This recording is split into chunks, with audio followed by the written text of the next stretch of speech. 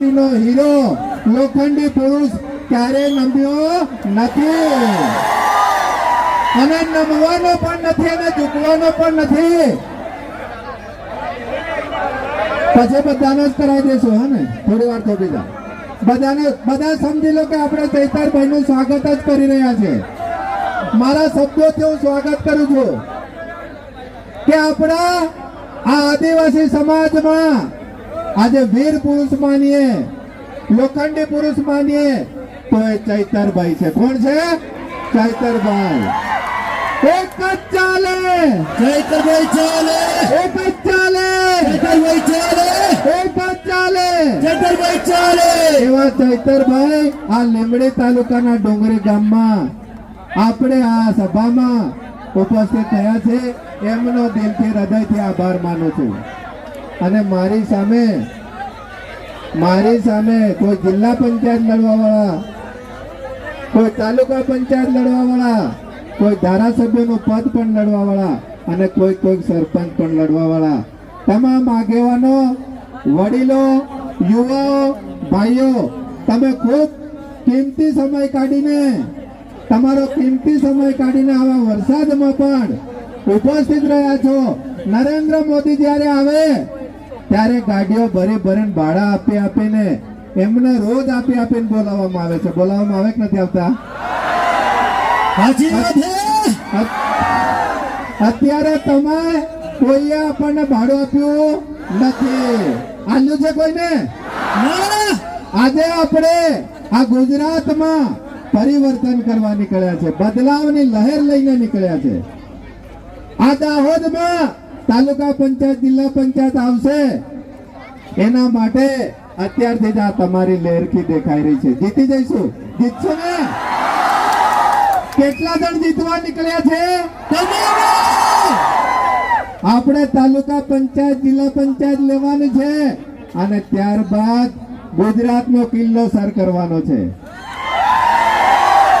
અને એના બાદ આ ભારત દેશ અત્યારે આ ભાજપની ગુલામીમાં છે તો ભારત દેશને પણ આપણે અમેરિકાની સામે જેમ સર્વસત્તા છે બધા દેશોમાં, એમ આપણે ભારત દેશને પણ સર્વસત્તા અપાવવાની છે. અપાવીશું ને? તો આવા ચૈતરભાઈ અહીંયા અડગ ઉભા છે, સાથે સાથે ચૈતરભાઈ લડી રહ્યા છે.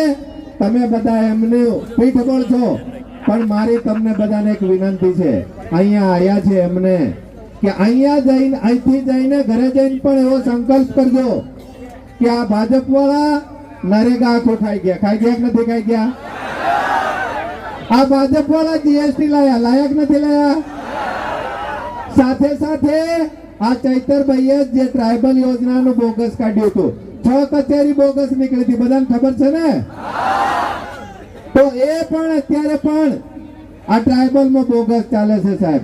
આ તમામ યોજનાઓ આ ભાજપ વાળા અત્યારે એક નાગની જેમ ફેણ માંડીને એ યોજના ઉપર બેઠેલા છે. તો આ માણસોને ચોર કહેવાય કે નહીં કહેવાય?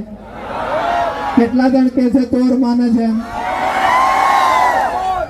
તો હું એક નારો બોલાવવાનો છું. બોલશો ને? હું બોલાડીશ. ચોર છે ભાઈ, ચોર છે,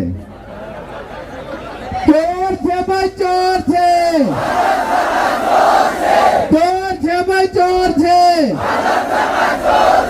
ચોર છે ભાઈ, ચોર છે. જય ભવાની, જય ભવાની. આપણે બધાએ આ દાહોદ જિલ્લામાંથી ભાજપને હાંકી કાઢવાની છે અને પૂરા ગુજરાત માટે પણ આપણે મહેનત કરવાની છે.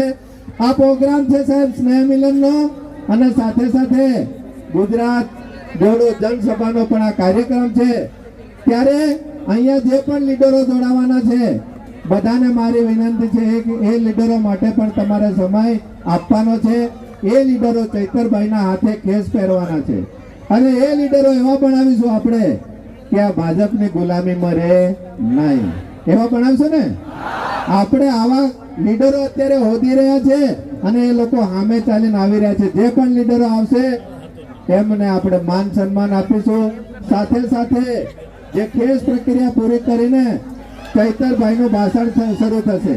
બધાને મંજૂર છે ને?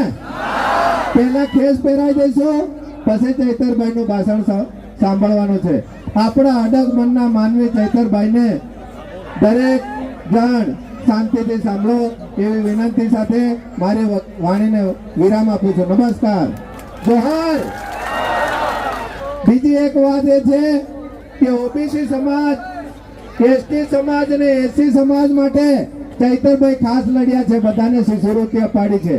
એમની લડત આ ત્રણેય સમાજ માટે છે. તો ત્રણેય સમાજને હું વિનંતી કરીશ ચૈતરભાઈને સાથ સહકાર આપે. જ્યાં પણ ભાજપવાળા, અત્યારે ભાજપવાળા એમને બહુ ડરાયા છે, એ જ વાત કરશે ચૈતરભાઈ. ચૈતરભાઈને જેલમાં પણ જ્યાં બેસતા હતા ત્યાં પણ સાપ મોકલવામાં આવ્યા હતા. વિચાર કરો તમે.